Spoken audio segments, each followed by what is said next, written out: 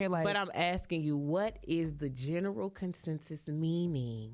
My homeboy, my brethren, my love, my my associate. I mean, that's the new. Is that not the new meaning? That's my nigga. That's my. Okay, so.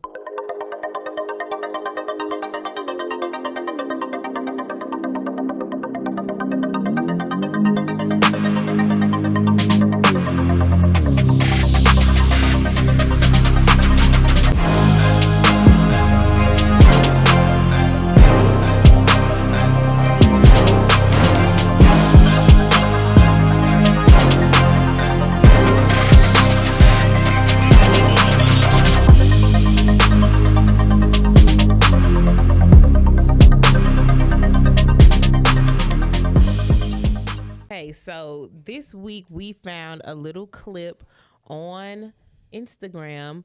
The nerve of Fox News to be having these conversations. And black lady at that. What's her name? I don't know the girl's name, and I'm not even gonna give her no credit like that. Fuck it.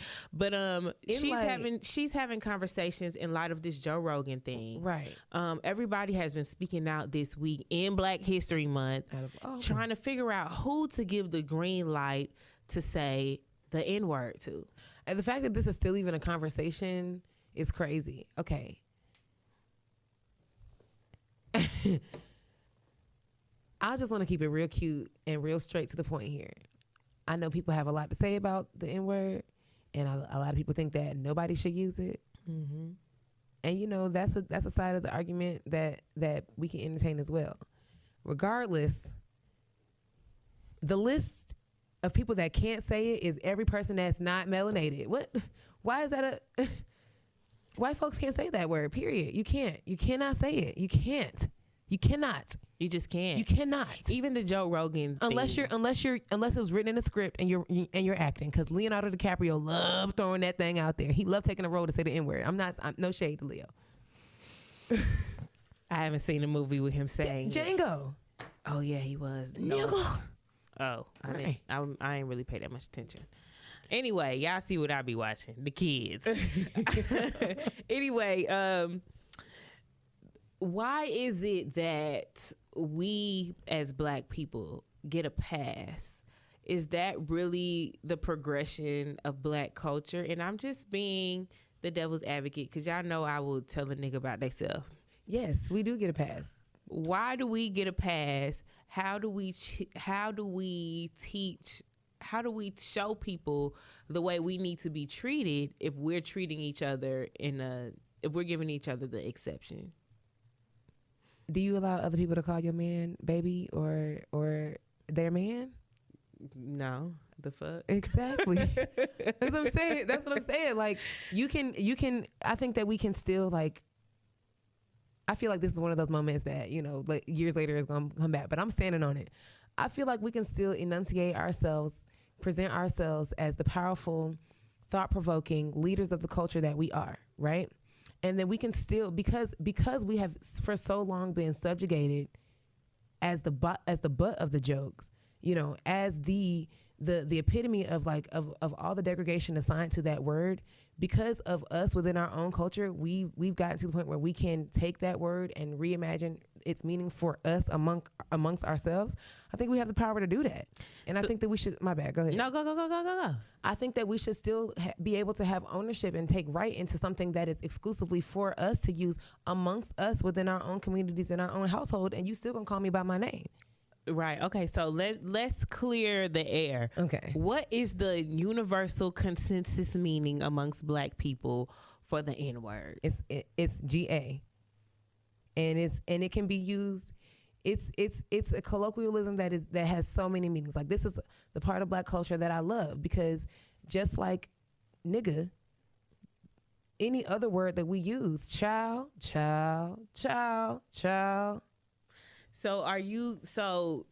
No, you cannot. First of all, you cannot compare nigga to child. I mean, I'm just saying we use the word for so many different things. If I walk up in here like, but I'm asking you, what is the general consensus meaning? My homeboy, my brethren, my love, my associate. I mean, that's the new. Is that not the new meaning? That's my nigga. That's my. Okay, so nigga can have two meanings for me. The first meaning for nigga is you are ignorant. You don't know what the fuck you talking about. Nigga, shut up. Very good point. Okay. The second meaning for nigga is someone who I am not very close with, but I fuck with. That's my nigga. Okay. Other than that, I'm not using it for anything else. But if you do some dumb shit, it's like, nigga, what are you talking about? Other than that, it's not like for emphasis, right? It's not for emphasis, or it's a this nigga because you like a dumbass. You know what I'm saying? So yeah, that's the reason why I have said nigga in the past. So let me, because I can dig that. I can understand that. So even when black folks use it in a derogatory manner, we still shouldn't use it. Is that? I'm asking you. I'm asking the people, and this is something that we can ask at our Wind Down Wednesdays. Yeah. More life, more wine, more convos. Next Wednesday. Not next Wednesday. Yeah. The Wednesday after next. Yeah, not this one, but next Wednesday. Yeah, the 23rd. The last Wednesday of the month. Period. We can ask them. That's a conversation for discussion, you know? For sure. Because it's like, if we are saying that we are progressing black culture, we have to show people how we want to be treated. If we are running around here saying nigga, and myself included, who are we to tell white people that you shouldn't be using that word? It's kind of like a catch 2020, if you will. But if I like, almost in the gay community, right?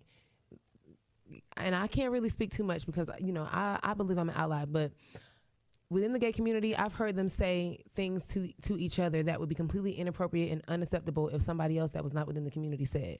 But does that make that okay? Oh, you're right. I get what you're saying. It don't make it okay. It does not make it okay. But I think, to your point, it's more so like a nigga and bitch.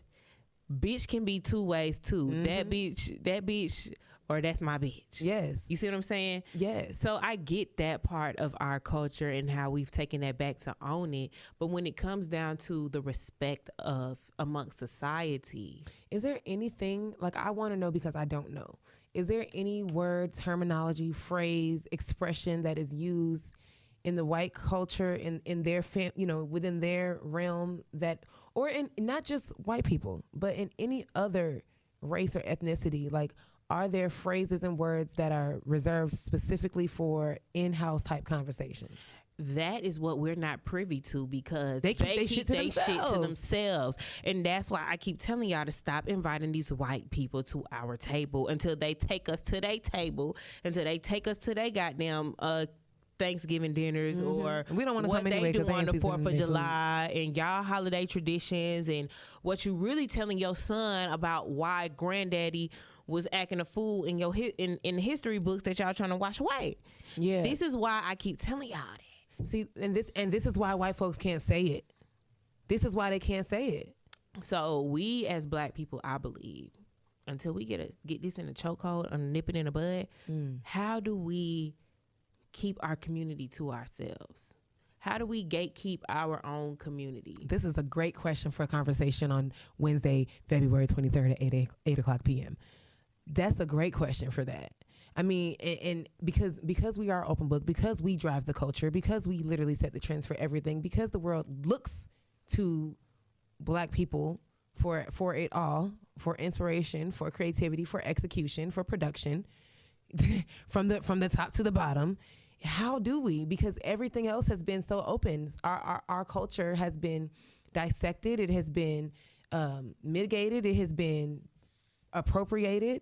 Do you think that we as black people are trying to prove ourselves to society to be accepted, and the way that we're being accepted in the world is not the way that we want it to be accepted? Think about it. We want change. They give us a mural on the sidewalk in DC. or they give us acknowledgement of a national holiday for Juneteenth. When we want legislation that protects us, when we want reformation and sanctions that have been historically, systematically racist towards us. So when do we realize that all this trendy, cool shit that we're doing is just giving us more trendy, cool shit? It's not producing change. It's not producing what the things that we want to do. So how do we as a Black culture gatekeep ourselves? First of all, I think the first thing that we have to do is be on the same page. Black people can't even be on the same page. Hate it. In Black History Month, we killing each other. We doing this. We talking about each other. We doing all this stuff. We can't even really have a united front to even get there. But see, here's the thing, though. Everybody else is doing the same thing to each other as well. But they're somehow able to in spite of, like, there's white on white crime, Hispanic on Hispanic crime, Asian on Asian crime. Yeah, it's no difference. It's just our stuff, again, because we're at the forefront of everything. How can we keep it to ourselves? I want to keep it to ourselves and not just perpetuate it. I want to be able to handle it in-house, but while we handling that in-house, on the back end, we pushing forward as a community. We need the leaders, and all the leaders who have stepped up have not even been fully supported. Right. There's so much that goes into this. It really is a lot that goes into this. I could talk for hours and hours on it. Word to money. Yeah. What's going on with the remote over here? Nothing. Anywho, I think these types of conversations are necessary, not just in Black History Month, but especially when we're talking about, like, strengthening our voice and knowing when and how to use our voice. I think it's a good point. I've been for years, because I'm a perpetual use of the N-word. I say the N-word to my parents. I don't cuss at them, but we will call each other nigga in a hot minute without offense taken. No, I can't call my parents no nigga. Y'all already know I'll be in 2024 waiting on y'all. As a grown up. Don would take care of that. But it's like because of the way I use it, and yes, I do use it to refer to my brethren that just can't seem to get right. Right. But I also use it to emphasize and to talk, to refer to my people just being my people. Right. And I think that it's more than apparent just how much I love my people. So it's not, done with the like that's derogatory. But I also, even though I openly use the N-word, I wish a N-word or a non-N-word would try to disrespect me in public, because the way I hold myself in front of the mic or without the mic says, don't ever try it. Also, circling back to the meanings real quick, right? The meanings coming from them. Yeah. Is not the same. Yeah. That's why you can't use it. This is the list. But even if you are trying to be like, oh, I'm Black by affiliation, like them TikTok people were saying, because nobody's Black by affiliation. We just be playing. So we just be playing, right. And that's another thing. We got to stop playing like that. No more hey cousins, stop inviting them to the cookout. Look though, the people who. I respect people who got the rap song, they at the concert, and I'm like, I'm watching too. Say it. I want you to say it. And they don't say it. You know what I'm saying? But then there's people who like, oh, they put it in the song, I'm going to say it. But it's like they're looking for it. It's the context of it. So there's the context of racial slur. And then there's the context of, I want to be cool. I want to be Black. It's a part of the culture. I appreciate Black culture, so I should be able to say it since you guys are saying it.